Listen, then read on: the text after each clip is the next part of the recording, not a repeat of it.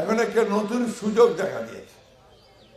সেই সুযোগটা হচ্ছে যে আবার একটা নির্বাচনের মধ্য দিয়ে একটা নতুন করে সংসদ তৈরি করে সরকার গঠন করে আমরা দেশটাকে আবার নতুন করে তৈরি করতে চাই। দেশটাকে ভালোভাবে একটা সুশাসনের দেশ, একটা ন্যায় বিচারের দেশ, ইনসাফের দেশ, হিন্দু মুসলিম ঐক্যের দেশ হিসাবে আমরা এটাকে গড়ে তুলতে চাই। এই লক্ষ্যে আমাদের এই জনগণের আশার আকাঙ্ক্ষার কারণে আগামী এই মাসেরই 12 তারিখে ভোট হবে, নির্বাচন হবে, তাই না?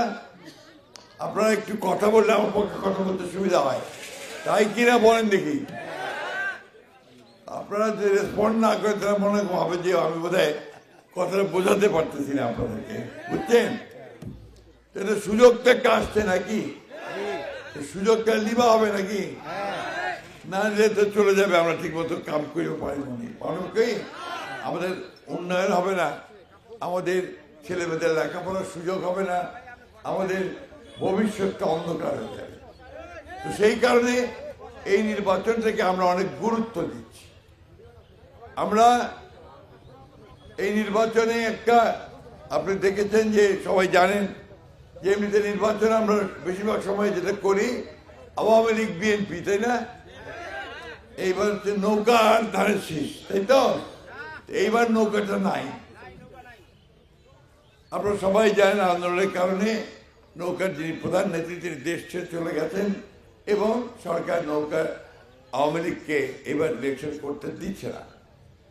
আমরা মনে করি যে এখন আমাদের রাজনৈতিক দলগুলো যারা আছি আমরা নিজেদের মধ্যে একটা নির্বাচনের একটা সুন্দর পরিবেশ তৈরি করে আমরা নির্বাচন করতে চাই, তাই না? এখন আপনাদেরকে যেটা বুঝতে হবে যে আমরা 1971 সালে আমরা কিন্তু একটা যুদ্ধ করছিলাম। ফর্ম আছে তোমার? ঠিক আছে, ফর্ম আছে নাকি? 1971 সালে আমরা যুদ্ধ করছিলাম। এই যুদ্ধে আমরা লক্ষ লক্ষ মানুষ শহীদ হয়ে গেছি। আপনাদের এই এলাকা এবং সমগ্র বাংলাদেশ থেকে বেশিরভাগ মানুষ ভারতে চলে গেছে, প্রায় 1 কোটির উপরে। আর সেই সময়ে পাক হানাদার বাহিনী, সেনাবাহিনীর সঙ্গে যোগ সাজস করছিল একটা রাজনৈতিক দল, জানা আছে আপনাদের? সেই দলটা হচ্ছে জামাত ইসলাম। এটা কি আপনারা জানেন? বলেন না কেন? ভয় পাচ্ছেন নাকি বলতে? ভয় পাবেন না, এই দেশটা আমাদের সকলের। আমরা হিন্দু, মুসলমান, বৌদ্ধ, খ্রিস্টান একজোট হয়ে এই দেশটা তৈরি করছি। এখানে হিন্দু ভাইদের যে অধিকার, মুসলমান ভাইদের সমান অধিকার। আমাদের নেত্রী বেগম খালেদা জিয়া যিনি আমাদের কাছ থেকে চলে গেছেন, উনাকে যখন আমাদের হিন্দু ভাইরা গিয়ে বলতো আমরা সংখ্যালঘু, উনি বলতেন সংখ্যালঘু বলতে বাংলাদেশে কিছু নাই, কারণ এটা প্রত্যেকের পৈতৃক ভূমি, ভূমিপুত্র বলা হয় যাদেরকে।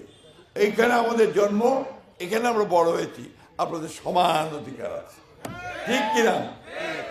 জোরে ঠিক বলতে হবে, নাহলে মনটা কইবে যে তোর বোধহয় বুঝার পারেনি। বুঝতে পারছেন আপনারা? আমার বয়স হয়েছে অনেক, অভিজ্ঞতাও অনেক, আমি অনেক বিভিন্ন জায়গায় কাজ করেছি, শিক্ষকতা করেছি 18 বছর। এই যে আমাদের জব্বার আছে, এই নম্র, সব আমার ছাত্র।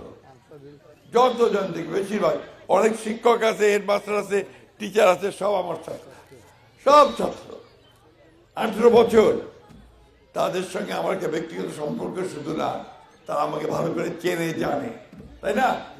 তারপরে মিনিস্ট্রিতে কাজ করছি, মন্ত্রণালয়ে কাজ করছি, ইউনেস্কো ন্যাশনাল কমিশনে বিদেশি প্রতিষ্ঠানে কাজ করছি, আবার রাজনীতি করতেছি আপনার সরাসরি। আমি ঠাকুরগাঁও পৌরসভার চেয়ারম্যানও ছিলাম, তাই না? একদম লোকাল গভর্নমেন্ট, তৃণমূল পর্যায়ে, ঠিক না? এটা বাঁশটা ভাই মনে করেন না কিছু, ঠিক হয়ে যাবে। আপনারা সবাই একটু ঠান্ডা থাকেন, দেখাতে দেখতে পাবেন। এখন এই চেয়ারম্যান থাকা অবস্থায় কিন্তু আমি আপনাদের সবাইকে সাধারণ মানুষের যে কষ্ট দুঃখ দুর্দশা সেটাও দেখছি। আবার এমপি ইলেকশন করছি 91 সাল থেকে, এখানে অনেক মিটিং করছি আমি, তাই না? 91 সাল থেকে প্রায় 35 বছর। 35 বছর তো আমি আপনাদের সঙ্গে আছি। প্রত্যেকটা ইলেকশন করছি যেগুলো আমার দল করছে। 91 করছি, 96 করছি, আপনার 2008 সালে করছি, আবার আপনার 2014-তে করি নাই, দল করে নাই, আমরাও নির্বাচন করি নাই।